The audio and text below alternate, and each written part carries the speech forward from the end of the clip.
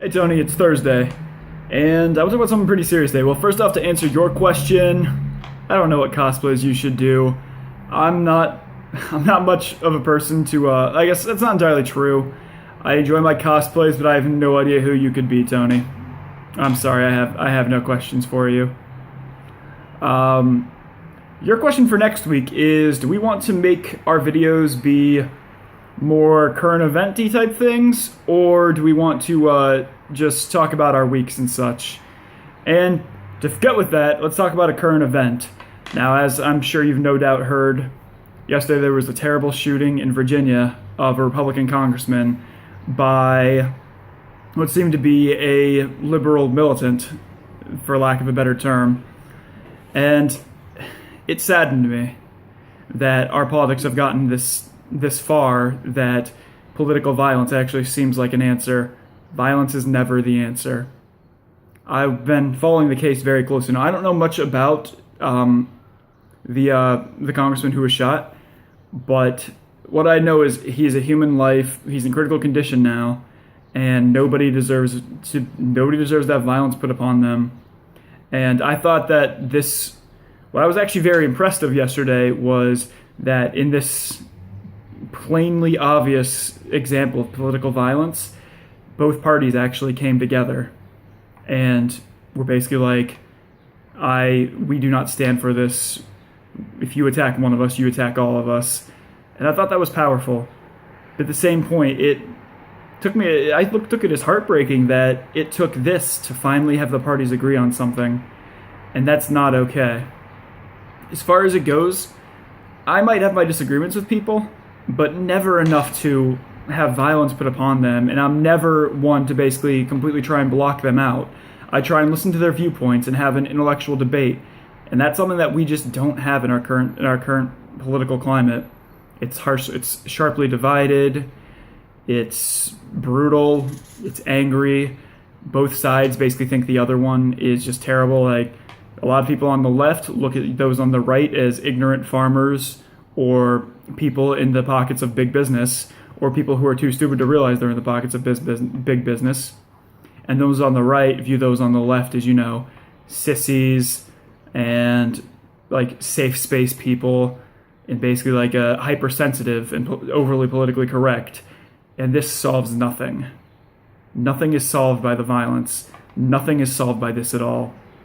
In fact, immediately when you go to political violence, not only does it make your side look less legitimate, it creates even more divides, which in turn leads to more and more violence.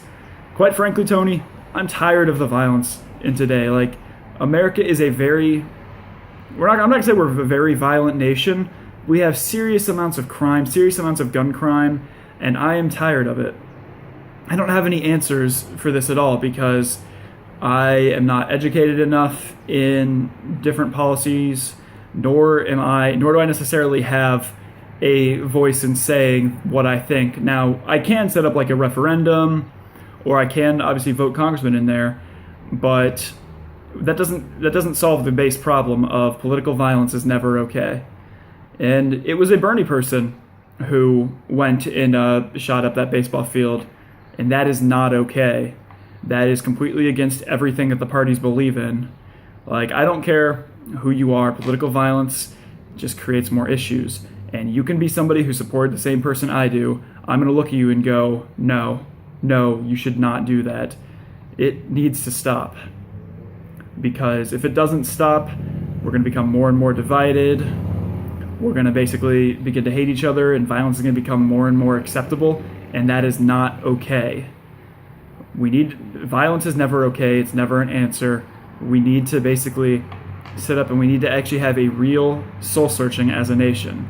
Because if there ever comes to a point where it actually seems like a reasonable idea to go shoot up a baseball field that is basically that these people were practicing for a big charity, that they've had this game for 100 years now, and it's one of the very few times in today's modern politics in which both sides sit and just enjoy it. Now, not to say it's not competitive, because it is, but there isn't as much name calling. They're not as blatantly antagonistic to each other because it's for one, it's for charity, And for two, it's not worth it. Violence is never worth it. Violence is never okay. Nothing is ever solved for it. Violence just begets more violence.